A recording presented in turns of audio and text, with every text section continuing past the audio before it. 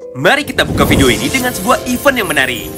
Tahukah kalian, jika Toman memiliki Yamagishi yang merupakan seorang gangster Dex alias orang yang serba tahu mengenai semua hal yang terjadi di dalam dunia berandalan, ternyata geng Yokohama Tenjiku juga mempunyai anggota yang memiliki peran dan posisi yang sama dengan Yamagishi. Nah, ada yang bisa tebak siapa dia? Yap, benar banget. Orang itu adalah Lord Baginda Shion Madarame.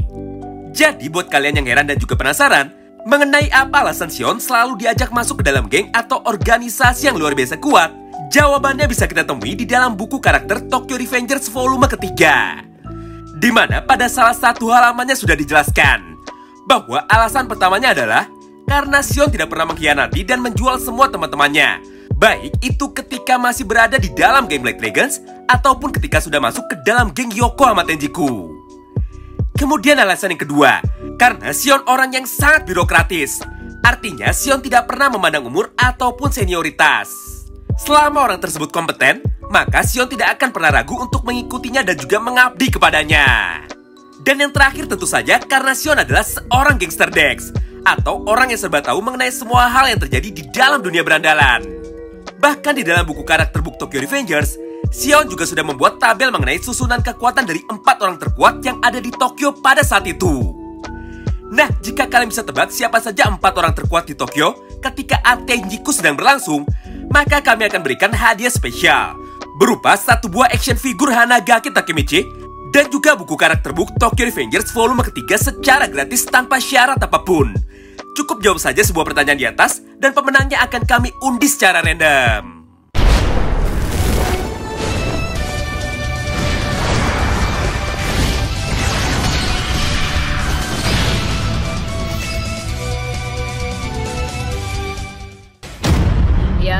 Yare tawa.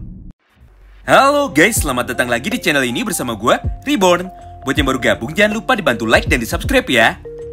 Pada video kali ini, kami akan kembali membahas dan juga menjelaskan mengenai hal yang tidak kalah menariknya dari manga baku hantam Tokyo Revengers, yaitu tentang breakdown dari detail-detail kecil yang mungkin saja kita lewatkan, khususnya dari chapter 265.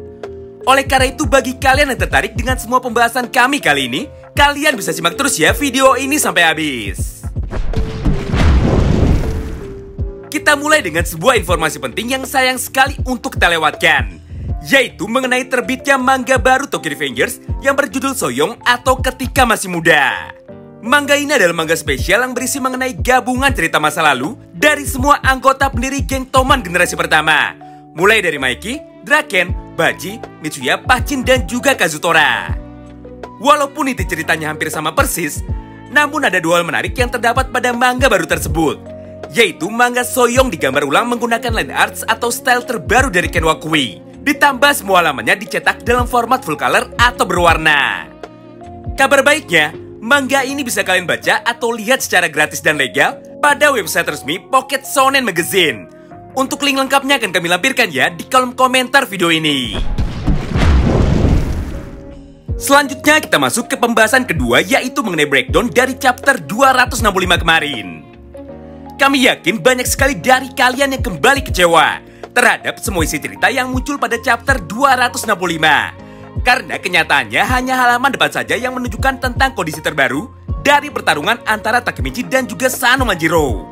Sedangkan 22 halaman sisanya malah menceritakan mengenai kisah masa lalu dari Maiki dan juga Kisaki Tetot. Kami sendiri sangat setuju jika dibilang chapter 265 sangat membosankan. Bahkan di akhir video kemarin kami juga sudah menyampaikan rasa kecewa kami, karena sampai chapter itu berakhir, jati diri dari Takemichi dan juga Sugiyama belum diungkap sama sekali. Namun terlepas semua negatif di atas, sebenarnya jika kita mau cermati lebih jauh lagi, banyak sekali plot twist gila yang muncul pada chapter 265.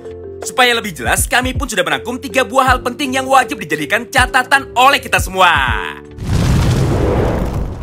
Pertama, Maiki tidak pernah dimanipulasi oleh Kisaki Teta, karena faktanya justru Maiki sendirilah yang meminta Kisaki Teta untuk terus menjaganya serta mengarahkannya.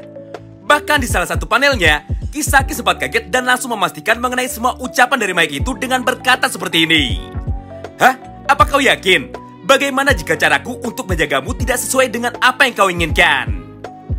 Mendengar hal itu, Maiki pun dengan tegas langsung menjawabnya, aku tidak peduli.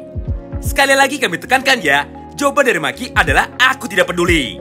Selama Kisaki mau bersamanya dan mau menjaga sisi gelap yang ada di dalam dirinya, maka Maki tidak peduli apa yang akan Kisaki lakukan ke depannya.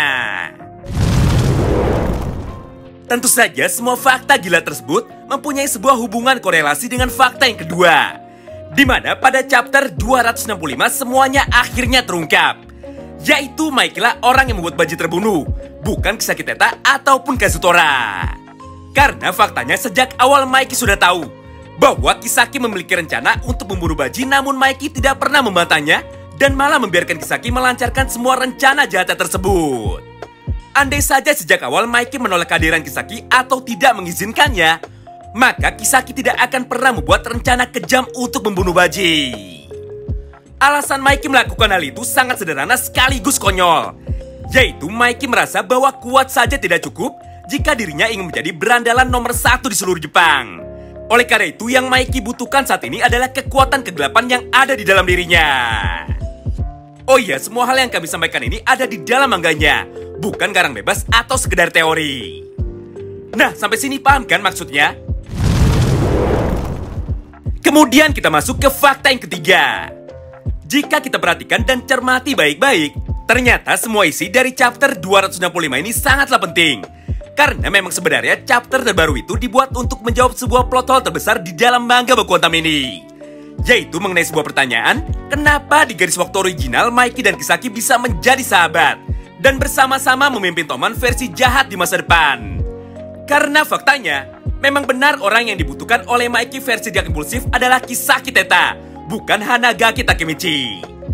Tentu saja semua hal tersebut kembali mempertegas semua asumsi kita, bahwa Kisaki adalah dark hero bagi Maiki, sedangkan Takemichi adalah hero bagi Sanomanjiro.